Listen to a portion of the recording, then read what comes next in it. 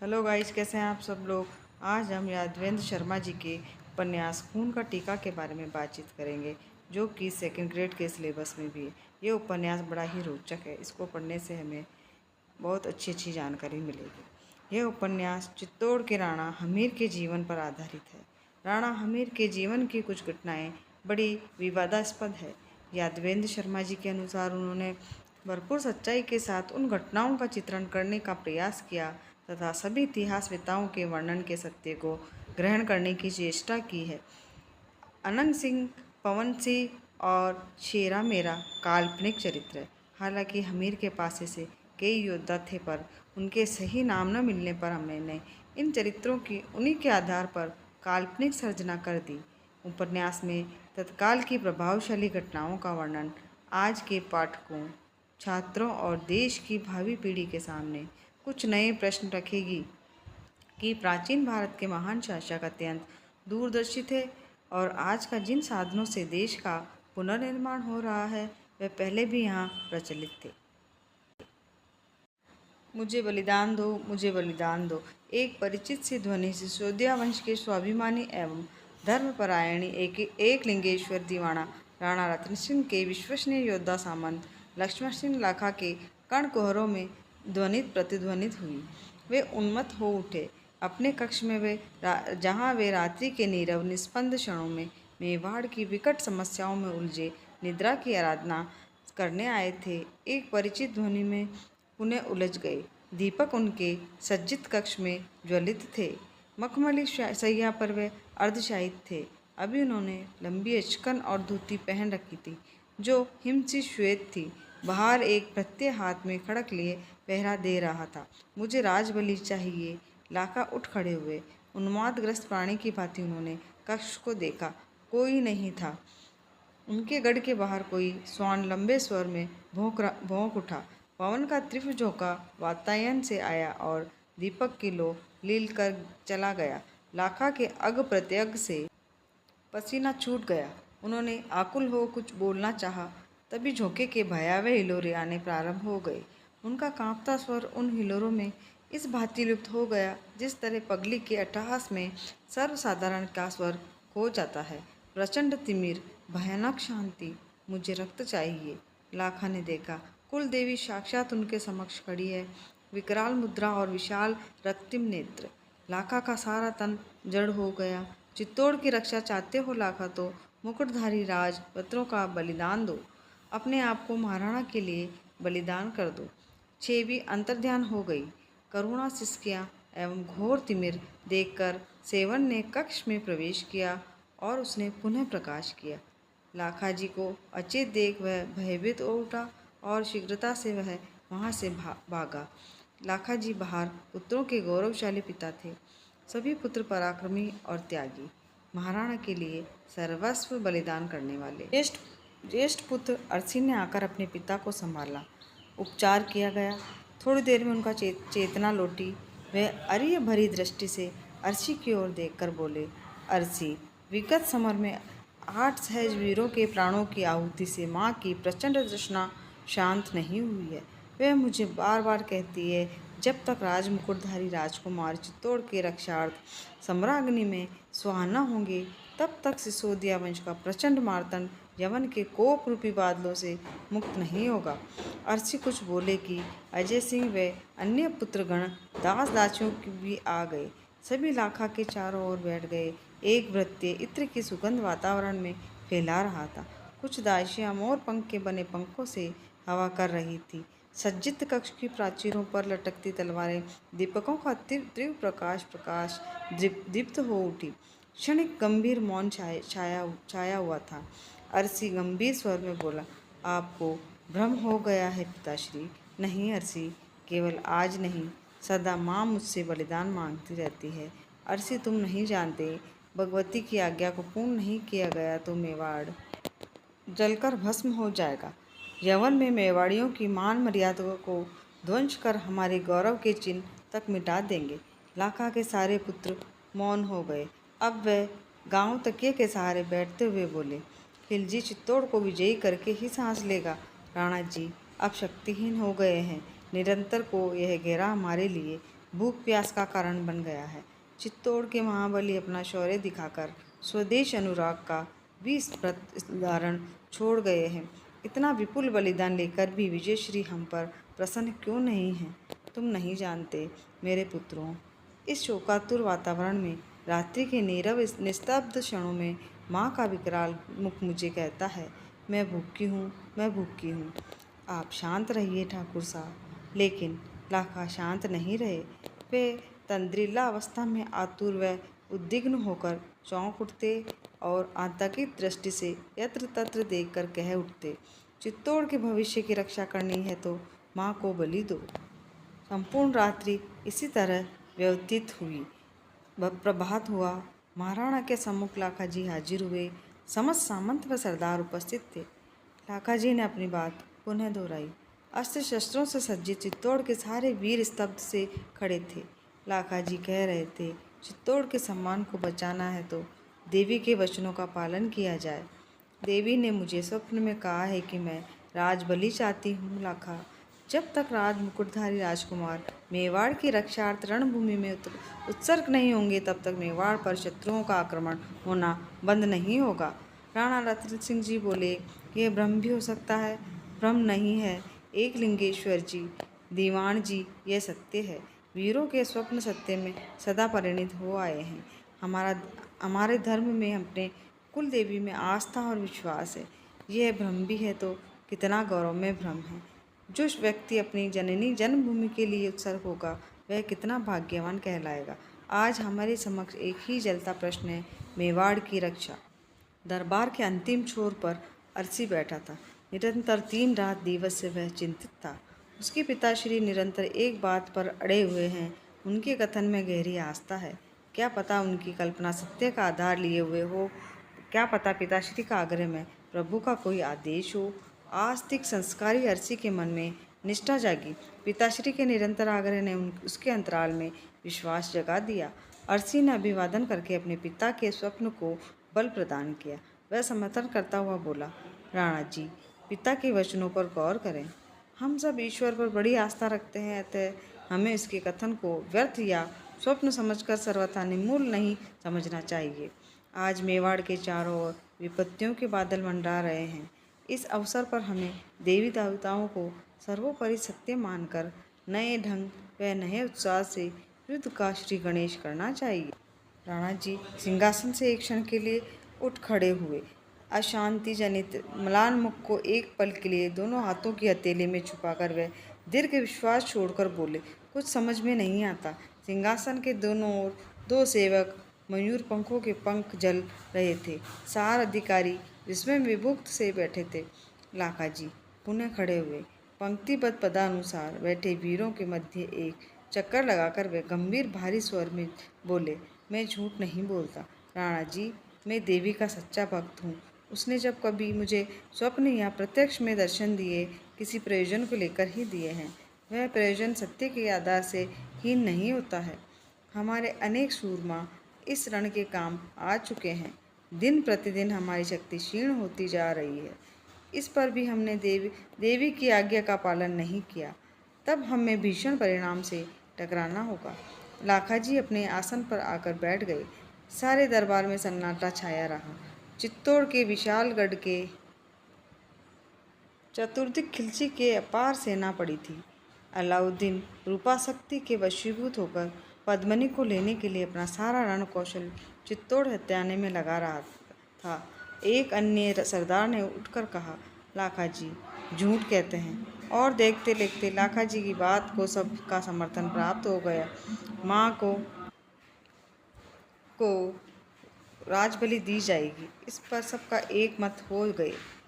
समस्या जटिल थी। कौन सामंत अपने भारे पुत्रों को एक साथ बलिदान करना चाहेगा? मेवाड़ में बहुत से ऐसे सामंत थे जिनके कई कई पुत्र थे, लेकिन लाखा के स्वप्न पर इस तरह अपने वंश को क्यों कोई मिटाने को तत्पर होता। जब राणा जी ने पूछा कि कौन अपने पुत्रों का उत्सर्ग करेगा, तो दरबार में गहरा सन्नाटा, मौन छा गया, जैसे वहाँ कोई प्राणी उपस्थित ही नहीं है। जब लाखा जी के चेहरे पर ग्लानि और संकोच दोनों भाव एक साथ और मिटे, उन्होंने विनती भरी दृष्टि से अपने पुत्रों की ओर देखा। पुत्रों में निर्मेष उत्पन्न हो गया। बाप की आन की रक्षा का प्रश्न लाखा जी के दोनों बड़े पुत्रों के सम्मुख न आ छूटा। अरसी आगे बढ़ा, क्षण भर के लिए उसकी आंखों में जोश साफ ज्वलित हुआ और पितृ सम्मान रक्षा हेतु बोला, मैं सबसे पहले मुकुट धारण करूंगा। अर्शी का उद्घोष सुनकर सभी सरदार निस्तब्ध हो गए। सबकी अभिप्राय भरी दृष्टि अर्शी पर केंद्रित हो गई। अर्शी कहे ही जो रहा था, माँ शुदा शांत करने की इतनी देर नहीं करनी चाहिए। हमारी अधिशास्त्री प्रचंड प्यास से आकुल होकर रक्त की बलि मांग रही है। मेवाड़ हेतु राणा जी को साहब इस उत्सर्ग के लिए तत्पर हो जाना चाहिए और मुझे राणा घोषित करके सैन्य का संचालन सौंप देना चाहिए। अरसी की आजान बाहुओं का रक्त इस उदारता से दौड़ा कि उसका हाथ खग की मुठ पर चला गया। नेत्र अंगारों से दीप्त हो उठे। तनिक गंभीर स्वर में सब पर दृष्टिपात करता हुआ बोला, यह भवानी साक्षी है राणा जी, एक लिंगेश्वर की आज्ञा से आपका ये चाकर आपका सर्वस्व विसर्जन करके मेवाड़ के गौरव को अक्षुण्ण रखेगा। माँ का स्वप्न हो या पिता का भ्रम, किंतु यह सत्य है कि मुझे उत्सर्ग अपनी जन्मभूमि के लिए होना है। एक वीर दुष्टों का दलन करता हुआ वीर गति को पा जाए, यही उसके जीवन के श्रेय की उपलब्धि है। युवराज का ये उद्घोष उपस्थिति में आंदोलन मचाने के लिए पर्याप्त था। अन्य पराक्रमियों के हाथ भी अपनी अपनी तलवारों पर चले गए। लाखा जी का द्वितीय पुत्र अजय सिंह गरज कर बोला, नहीं, मेरे होते हुए आपको देश के लिए बलिदान नहीं होना पड़ेगा। आप ज्येष्ठ पुत्र हैं, पिताजी के बाद आप पंचरक्षक के रूप में रहेंगे, इसलिए यह काम मुझे सौंपा जाए। आप विश्वास रखें, मैं समर भूमि में यमन सेना को चित्तौड़ के पावन प्रसादों को स्पर्श भी नहीं करने दूंगा। आश्चर्य की एक नूतन लहर सभी सरदारों के हृदय छोरों को स्पर्श करती हुई बाधित हो गई। उत्सर्ग की यह होड़ मुर्दों में जान फूंकने के लिए काफ़ी थी। एक सरदार आगे बढ़कर बोला, इस वक्तव्य को पूरा करूंगा। जन्मभूमि मेवाड़ की रक्षा के लिए कुछ प्राणों को त्याग करके मोक्ष का भागी बनूंगा। राणा जी भी जोश से भर उठे, खड़े होकर बोले, राज मुकुटधारी राजकुमार की बलि। अरसी अब राणा जी के सन्निकट था। उसकी सुंदर गहरी विशाल आंखों में दृढ़ निश्चय की अरुणिमा स्पष्ट लक्षित हो रही थी। अंग प्रत्यंग में एक प्रकार की जड़ता आ गई थी। मयान में से तलवार निकाल कर वह बोला, वाद विवाद में समय नष्ट मत कीजिए। आप जितनी देर करेंगे शत्रु को संभलने का उतना ही अवसर मिलेगा। अतः आपसे प्रार्थना है कि मुझे यह भार सौंपा जाए। मैं ज्येष्ठ पुत्र हूँ, इस पद का अधिकारी हूँ।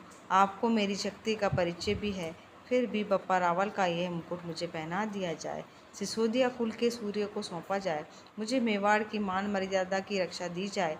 मैं जीते जी पगड़ी को नहीं गिरने दूंगा। अंत में निश्चय हुआ कि लाखा जी का भ्रम हो या देवी की आज्ञा, इसे अड़िग के साथ पूर्ण किया जाए और प्रथम महाराणा अरसी को बनाया जाए। मेवाड़ की सकट स्थिति देखकर यही शुभ होगा कि सारे मेवाड़वासी लाखा जी की बात स्वीकार कर लें और चित्तौड़ पर उत्सर्ग हो जाएं।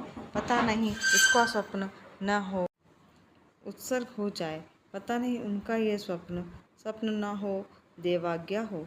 शंख की पावन ध्वनि और मंगल मंत्रों के बदले हरिसिंह के सम्मान सूचक नाम के साथ महाराणा बना दिया गया और मेवाड़ के शेप शक्ति को एकत्रित करके चित्तौड़ की रक्षा हेतु समर भूमि में उतर पड़ा। उस दिन भास्कर की भीषण उज्ज्वलता में घमासान संग्राम हुआ। मानवी शोणित की प्रवाहित हुई सरिताएं तथा यत्र तत्र सर्वत्र बिखरे भयावह प्रतीत हो रहे थे। निर्दयी बनचरों द्वारा उजड़े खेतों की तरह वह भूमि नर पिशाचों द्वारा खंडित सौंदर्यमयी मानव देहों से भरी थी। रात्रि का उन्मन आंचल मानवीय मर्मांतक क्रंदन एवं चित्कारों के संग विशाल संस्कृति पर आच्छादित हुआ। मारू का उन्माद भरा स्वर जो वीरों के करुण कहरों में रुक जाने पर भी सुना ही पड़ रहा था, जब आर्तनादों में परिवर्तित हुआ जान पड़ा। राणा हरि सिंह आत्मक्लांत से अपने खेमे में मुख प्रक्षालन करके शैया पर अर्धशायित थे। सेवक भोजन का थाल उनके सम्मुख लाया। उन्होंने अस्वीकृत सूचक सिर हिला दिया, पुनः विचारमग्न होकर हथेली का संबल लेकर बैठ गए। एकांत व गहरा मौन, मन में विचारों का विराम आंदोलन। सोच रहे थे, युद्ध क्यों होता है? मनुष्य मनुष्य को इतनी निर्दयता से क्यों मारता है? हम सब सभ्य कहलाने वाले प्राणी दुर्बुद्धि के पंख पर आरूढ़ होकर नगर के नगर क्यों ध्वंस कर देते हैं। अरित सिंह अशांत हो उठे, खड़े हुए। उल्का पवन के झोंके से हिल उठी। उसके कांपते प्रकाश से सारा का सारा खेमा डोलता हुआ प्रतीत हुआ, मानो धरती पर भूकंप आ गया हो। क्षण भर के लिए वे स्वयं भयभीत हो उठे। क्षणिक विचार मन में आया कि विनाश पर विनाश हो रहा है। अपने विशाल भाल पर हथेली फेर कर वे मन ही मन बड़बड़ाए। उनका मूल कारण यह मनुष्य का अविकार लिप्सा, रूप और अर्थ की चिरंतन की भूख। यमनपति खिलजी मेवाड़ के विपुल सौंदर्य के पीछे उन्मत्त होकर उसको विनष्ट करने पर तत्पर हो रहा है। उसकी काम तृष्णा नैराश्य के आवरण में आच्छन्न होकर विश्व पर केंद्रित हो गई। वासना के डूबा वह मानवीय संवेदनाओं से परे होकर मद, दंभ, अहंकार, ईर्ष्या, द्वेष, अनाचार और हिंसा की प्रतिमूर्ति बन गया है। पद्मिनी नहीं मिली तो खिलजी की काम लिप्सा अतृप्ति की बिच्छू से लघु तरंगिणी सी संबलहीन होकर डोल उठी। वह सैन्य बल से अपने वचनों को विस्मृत कर चित्तौड़ को खंडहर के रूप में देखना चाहता है। चित्तौड़ की मान मर्यादा पद्मिनी को अपनी बेगम के रूप में अपने हरम, यह असंभव है, असंभव। सूर्यवंशी आहुतियों को अंबार लगा देंगे पर अपनी आन नहीं जाने देंगे। सैन्य संचालन का भार पवनसिंह को सौंपा गया। वह तलवार हित मस्तक नवाकर बोला, दीवाना जी की जय। पवनसिंह अरित सिंह सावधान होते हुए बोले। पवनसिंह तरुण अरुण था। उसके अंग अंग से रक्त टपका हुआ दिख रहा था। सिर झुकाकर बोला, हुकुम सा। सूर्य देवता से दर्शन के साथ यवनों पर भयंकर आक्रमण किया गया, पर महाराज यवन सेना असंख्य है। पराक्रम संख्या पर नहीं आंका जाता। मेवाड़ का योद्धा किसी का घर नहीं उजाड़ रहा। वे किसी की बहू बेटी की शरीर से नहीं खेल रहा है। वे किसी के अधिकारों को राहु की भांति नहीं ग्रस रहा है। एक सांस में इतना लंबा वाक्य बोलने से अरित सिंह का सांस फूल गया। वे रुककर पुनः बोले, मेवाड़ का योद्धा अपने चित्तौड़ की रक्षा कर रहा है। वे अपने देश की आन और बान के लिए बलिदान हो रहा है। वे अपनी माँ का गौरव और बहन की राखी की लाज रख रहा है। उसका प्रतिरोध करना अत्यंत दुष्कर है। पवन से सिर नवाकर खेमे से बाहर हो गया। प्रभात हुआ। प्राची प्रांगण में उषा की अरुणिमा प्रस्फुटित हुई। क्षितिज पर विस्मृत रक्तिम आभा राणा देवी के अग्रों पर लगे शोणित सी जान पड़ी। आकाश में गिद्ध मंडराने लगे थे। चतुर्दिक अस्त्र शस्त्रों की आवाज़ सुनाई पड़ रही थी। रणभेरी का निनाद आरंभ हुआ। मारू का गगनभेदी स्वर के साथ राजपूतों के चरण उठे और आगे बढ़े। जब एक लिंगेश्वर के साथ हर हर महादेव के उद्घोष से राजपूती सेना अग्रसर हुई, उधर यमुनाधिपति भी अधिक सैनिकों के साथ आगे बढ़े। गुप्तचर ने अरित सिंह को समाचार सुनाया कि आज यवनों की ओर से गढ़ पर प्रचंड आक्रमण होगा। हम भी प्रत्याक्रमण उसी जोश से करना चाहिए। पवन सिंह की हथेली में कल घाव लग चुका था, अतः वह तनिक निरुत्साहित सा बोला, किंतु शक्ति। अरित सिंह ने एक हुंकार भरी। पवन सिंह के कंधे पर हाथ रखकर वे गंभीर स्वर में बोले, हम अजय शक्ति हैं। चित्तौड़ की रक्षा हम करेंगे। जब मैं रणभूमि में बहुत आगे बढ़ जाऊं और शत्रु की सेना मुझे घेरने की चेष्टा करे, तब तुम जोर का आक्रमण कर देना। इस पद्धति से उन्हें अत्यंत हानि उठानी पड़ेगी। पवन सिंह अपने स्वामी की आज्ञा मानना ही अपना धर्म समझता था। मारू राग अब अपने भरपूर जोश में था। संघर्ष की भीषण लय मेवाड़वासी चित्तौड़ की रक्षार्थ हेतु थी। हर हर महादेव की प्रतिध्वनि उठ गई। घमासान युद्ध हुआ। भोजन और अमल पानी करके अरित सिंह उल्का के सम्मुख आकर खड़े हो गए। आज युद्ध में वे मृत्यु के मुंह से बाल बाल बचे थे। क्षण भर के लिए उन्होंने कुलदेव एकलिंगेश्वर की अभ्यर्थना की। शैया पर नेत्रोन्मिलन करके वे उठे। महालोक की महायात्रा। नहीं नहीं, उनसे भेंट, पूर्व मृत्यु का आलिंगन नहीं नहीं। वे अपनी पत्नी देवी के दर्शन से पूर्व मृत्यु नहीं चाहते, अपने आप को समाप्त करना नहीं चाहते। मधुर कल्पना के वितान बुनते हुए उन्होंने लगा ग्राम वाला लावण्यमयी देवी अपने अप्रीतम रूप चंद्रिका से कण कण को आह्लादित कर रही हैं। कमनीय अग्सौष्ठव आकर्षक के केंद्र बिंदु बने हुए हैं। अनंतर उन्हें लगा कि सारा खेमा रूप यौवन मत से सुवासित हो उठा है। विलास वैभव से परिपूर्ण युगल मृणाल समसुडोल बाहें उन्हें अपने में आवेशित किए हुए है। अतीत स्वप्न सा उन्हें स्मरण होने लगा। अश्व का तीव्र वेग से भागना और सूअर का पीछा करना। अर्ची उस दिन आखेट हेतु निकला था। वन्य पशु सूअर का सर्वप्रथम सामना हुआ। सूअर तीर से आहत होकर द्रुत गति से घने लहलाते खेतों की ओर भागा। अर्ची ने उसका पीछा करना नहीं छोड़ा। वह खेतों को रौंदता हुआ सूअर का पीछा कर रहा था। ज्वार की बालियां पवन के झकोरों से में हिल रही थी। अश्व के पांवों की घड़घड़ाहट सुनकर एक ग्राम वाला ने गरज कर कहा, ओ अश्वारोही, ठहर, खेत को मत उजाड़। संगीत सा मधुर स्वर जो ही अर्ची के कानों में पड़ा, उसने लगाम थाम ली और चकित सा वह उस युवती की ओर निहारने लगा। युवती संकोच से स्तब्ध हो गई। कला की अधिशास्त्री नारी सौंदर्य की अजय अभेद रूप, अतल किन्नरी सौंदर्य। अर्ची ने अपने अश्व को उस सुंदरी के समीप किया। उसके कमल नयन एवं तंद्रिल पलकों को अनिपेप दृष्टि से देखा और केसर की सुरभि महकते गात की सौरभ से मुग्ध होता हुआ वह दिग्र विश्वास सहित बोला, मेरा शिकार। युवती चतुर शिल्पी द्वारा विरचित सौम्य शांत प्रतिमा की तरह स्थिर होकर बोली, कैसा शिकार? ओहो, कहकर युवती मुड़ी और बोली, श्रीमान, कृषकों की आत्मा को कुचलने की चेष्टा न कीजिएगा। ये खेत मेरे जीवन है। इन पर आपका अश्वारूढ़ होकर दौड़ना हमें अति पीड़ाजनक लग सकता है। कदाचित इसका प्रतिशोध रक्त रंजित भी हो सकता है। युवती ने क्षण भर के लिए चक्र दृष्टि से अर्ची की ओर देखा और आगे बढ़ती हुई बोली, आप मेरी प्रतीक्षा कीजिए, मैं आपका शिकार अभी लाई। अर्ची विस्मित सा खड़ा रहा, मन ही मन उसके बारे में सोचता रहा।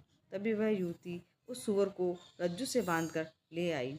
अर्ची हतभम्ब सा देखता रहा।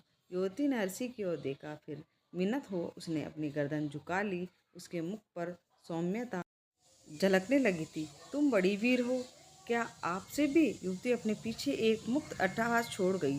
उस अट्टहास से प्रच्छन्न प्रतिक्रिया ने अर्ची को विचलित कर दिया। अर्ची के 2-4 साथी आ गए थे। वृक्ष की छाया के नीचे वे विचार करने लगा।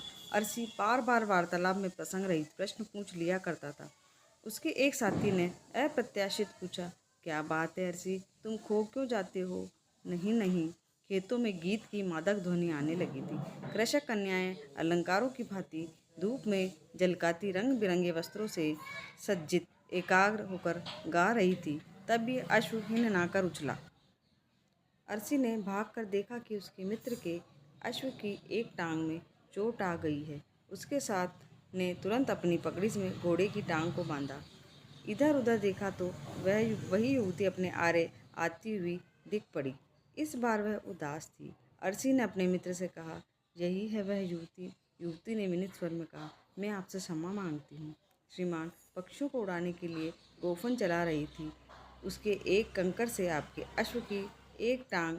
अर्ची ने उतावली से बोला, कोई बात नहीं। युवती अपने गुलाबी कोमल अधरों पर मुस्कान बिखेरती हुई पुनः उसकी दृष्टि से ओझल हो गई। इंद्र सिंह, यह युवती मेरे मन मंदिर में बस गई है। छी, आज शिकार के हाथों तुम स्वयं शिकार हो गए।